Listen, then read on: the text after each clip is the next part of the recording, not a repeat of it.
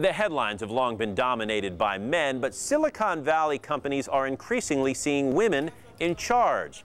If you're looking at a career in the tech industry, TechNow's Cheryl Hurd talks to some experts for advice. Meg Whitman, Carly Fiorina, Sheryl Sandberg are just some of the notable tech titans in Silicon Valley. But when it comes to boardrooms, women have only a few seats at the table.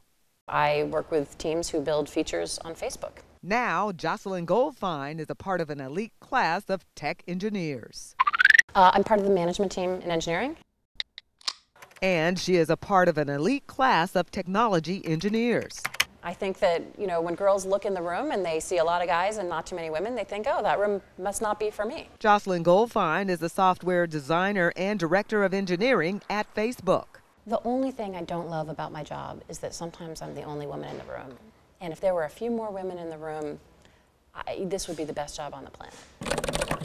Goldfein loves her job, but she says there is a real lack of women in management positions in Silicon Valley. Women have built more of Facebook at this point than Mark Zuckerberg has in terms of actual lines of code. I don't know how many of those users realize that when they click on a photo and it pops up in the photo viewer, that photo viewer was built by a woman.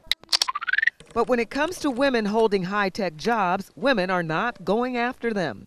The Anita Borg Institute published a study that shows women make up to 48% of the entire workforce.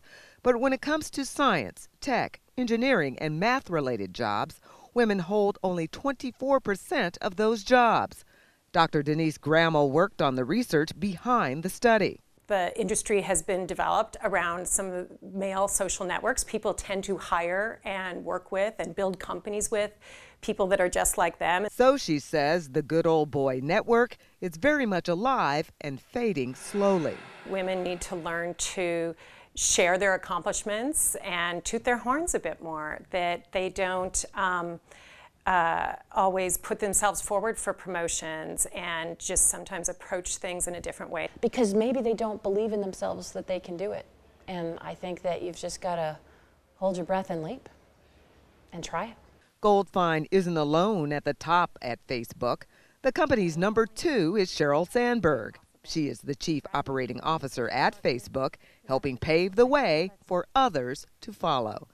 Thanks, Cheryl. Before her job at Facebook, Jocelyn Goldfein was VP of the desktop group at VMware.